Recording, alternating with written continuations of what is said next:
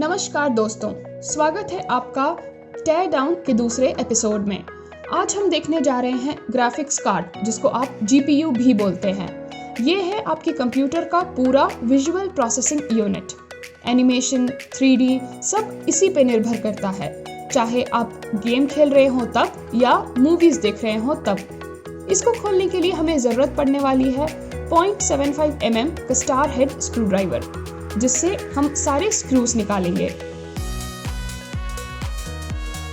अगर हम इस ग्राफिक कार्ड के पीछे की तरफ देखें तो देख सकते हैं कि 4 स्क्रूज दिए हुए हैं बीचों बीच और कुछ कॉर्नर्स पे भी दिए हुए हैं। तो चलिए सबसे पहले हम ये 4 निकाल लेते हैं।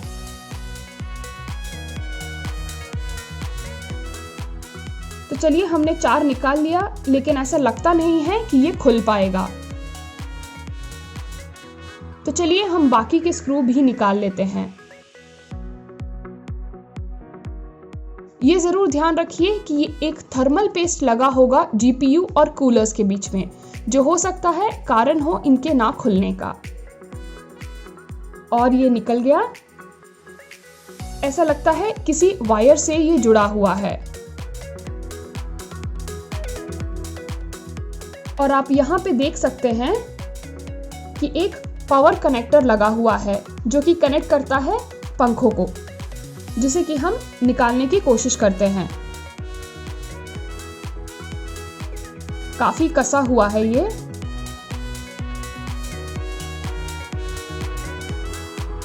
और ये निकल गया आखिरकार।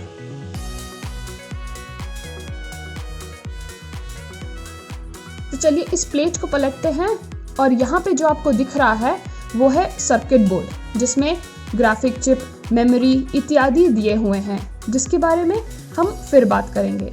ये देखते हैं निकास पंखे को या और हीट सिंक। पंखे आपको यहाँ साइड में दिख जाएंगे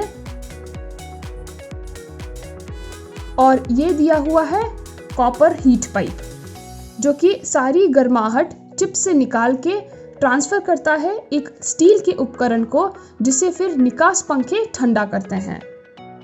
तो चलिए अब हम सर्किट बोर्ड को देखते हैं। आपको बीचों बीच जीपीयू चिप दिखेगा, जिसके चारों तरफ मेमोरी मॉड्यूल्स दिए हुए हैं। सामने की तरफ सारे सर्किटरी चीजें दी हुई हैं। यह है एक ऑक्सिलरी कनेक्टर, जो कि है 6 पिन और 8 पिन। पीछे की तरफ आउटपुट दिए हुए हैं, डिस्प्ले पोर्ट, HDMI और 2 DVI पोर्ट। तो चलिए अब हम निकास पंखे को हीट सिंक से अलग कर लेते हैं। सबसे पहले हम स्क्रूज ढूंढेंगे। यहाँ पे पीछे की तरफ आपको 2 स्क्रूज दिख जाएगा और एक स्क्रू सामने की तरफ दिखेगा, जो कि यहाँ पे छुपा हुआ है। तो चलिए हम तीनों स्क्रू को निकाल लेते हैं। गीगाबाइट इसी डिजाइन को अपने कार्ड्स के लिए इस्तेमाल करता है, जिसे कहते हैं विंड फोर्स, जो कि 3 निकास पंखे का सेटअप है। इनके स्क्रूज और असेंबली थोड़े अलग तरीके के होते हैं, डिपेंडिंग ऑन द मॉडल। तो चलिए लगता है तीनों स्क्रूज निकल गए हैं,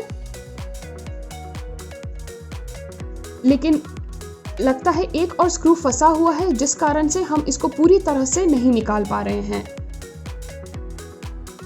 कुछ लॉक्स जो कसे हुए हैं, हम उसको ढीला करेंगे। आशा करती हूँ कि आपको ये कंटेंट पसंद आ रहा होगा। हमें कमेंट सेक्शन में ये ज़रूर बताएं और लाइक और सब्सक्राइब करना न भूलें। तो ऐसा दिख रहा है कि ये कहीं स्क्रू से फंसा हुआ है। हमने ऑनलाइन काफ़ी ढूंढने की कोशिश की कि ये चौथा स्क्रू कहाँ पे है, जिसके बारे में लेकिन हमें ऑनलाइन में कोई जानकारी नहीं मिली। हमें फिर बाद में कैमरा में ढूंढने पे हमें एक दिखा कि एक स्क्रू जो कि अंदर की तरफ फंसा हुआ है, जिसको निकालना आसान नहीं था। हो सकता है आपको काफ़ी एंगल से कोशिश करना पड़े इन स्क्रू को निकालने के लिए, और अगर आप जोर लगाएंगे तो भी नहीं निकलेगा ये। तो काफ़ी मशक्कत के बाद हमने ये स्क्रू निकाला।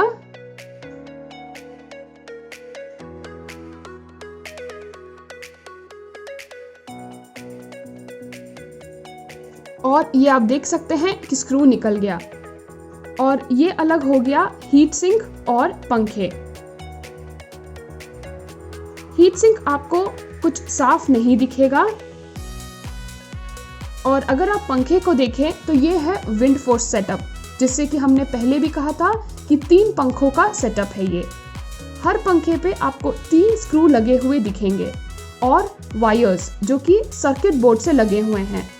अब हम कोशिश करेंगे पंखों पे लगे हुए तीनों स्क्रूज को निकालने की, जो कि आसान नहीं है क्योंकि ये भी सारे स्क्रूज अंदर की तरफ फंसे हुए हैं।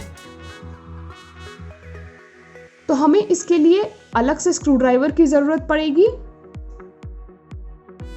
और हमने निकाला है यहाँ पे 1 mm का स्क्रू ड्राइवर इन स्क्रूज को निकालने के लिए। और कुछ स्क्रूज टूटे से हुए हैं, जिसके कारण हमें बड़े स्क्रू ड्राइवर की जरूरत पड़ रही है और हमें इन सारे स्क्रूज को निकालने के लिए काफी समय लगा, जिसके निकालने के बाद आप तीनों पंखों को अलग कर सकते हैं। और यहाँ पे आप सामने देख सकते हैं एक GPU के सारे आंतरिक भागों को। हमारे दूसरे वीडियो का ज़रूर इंतज़ार करें, जहाँ पे हम इन सारे आंतरिक भागों को वापस लगाने वाले हैं सफाई और रिन्यू करके। तब तक के लिए धन्यवाद।